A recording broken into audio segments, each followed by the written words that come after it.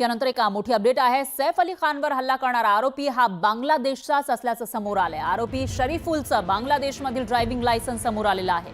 मुंबईमध्ये तो माहिती लपवून बनावट कागदपत्रांच्या आधारे वास्तव्य करत होता। दरम्यान आरोपीला भारतामध्ये आणि महाराष्ट्रामध्ये मुंबईत थांबण्यासाठी आणि कामासाठी जी काही कागदपत्र लागतात ती काढण्यासाठी कोणी मदत केली या सर्व गोष्टींची चौकशी मुंबई पोलीस करतायत। तर काही दिवसांपूर्वी सैफ अली खानवर हल्ला झालेला होता आणि हा हल्ला करणारा आरोपी शरीफुल हा मूळचा बांगलादेशचा आहे, मात्र तो मुंबईमध्ये राहत होता, महाराष्ट्राच्या मुंबईमध्ये, आणि या ठिकाणी त्याने बनावट कागदपत्र सुद्धा बनवली होती, काम सुद्धा तो करत होता अशी माहिती समोर आली आहे। त्यामुळे ही कागदपत्र तयार करण्यासाठी त्याला कोणी मदत केली याविषयीची चौकशी सुरू आहे।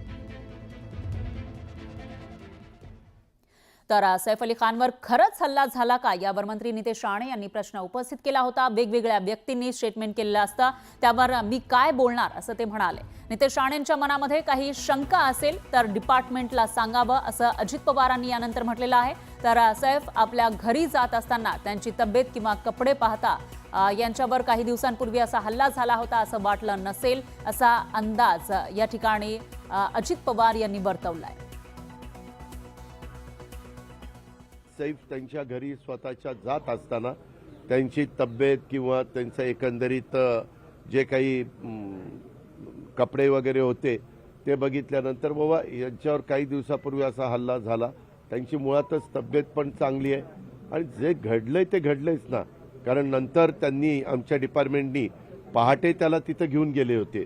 तू कुठल्या बाजूने वर गेला, कसा गेला, कुठला जिना वापरला, कुठल्या डकमधनं आतमध्ये शिरला, तिथं शिरत असताना ते घर कुणाचं आहे हे तुला काही माहिती होतं का?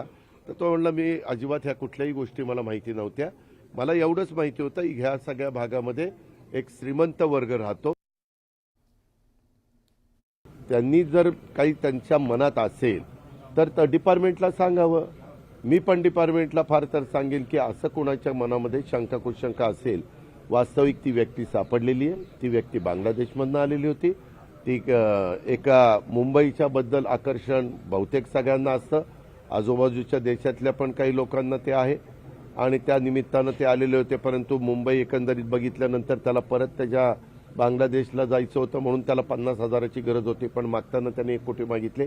हे सगळं मीडियाच्या पुढं आमच्या पोलीस खात्याने सांगितलेलं आहे आणि जे काही आत्तापर्यंतची माहिती आहे त्यामध्ये अजून तरी तसा क्लू मिळालेला नाहीये। आणखी एक मोठी बातमी आहे। सोलापुरात माफिया राज चालू देणार नाही असा इशारा पालकमंत्री जयकुमार गोरेंनी दिला आहे। कोणाचीही गुंडगिरी खपून घेणार नाही असं गोरे म्हणतात। कोणीही चुकीची कामं जिल्ह्यामध्ये कोणाचीही चालू देणार नाही, कोणतीही चुकीची कामं चालू देणार नाही असंही गोरेंनी म्हटलंय। या जिल्ह्यामध्ये कुठल्याही माफियाचं राज्य चालू देणार नाही। या जिल्ह्यामध्ये म्हणण्यापेक्षा राज्यामध्ये आदरणीय मुख्यमंत्री महोदयांच्या नेतृत्वाखाली काम करत असताना कुठल्याही अधिकाऱ्याला त्रास होणार नाही, कुठल्याही जनतेला त्रास होणार नाही। त्यामुळं माफिया राज्य संपून जाईल, अजिबात चिंता करू नका। यानंतर बुलेटिनमध्ये तर ही महत्त्वाच्या बातम्या पाहणार आहोत, मात्र त्याआधी थांबूया एका छोट्याशा ब्रेकसाठी।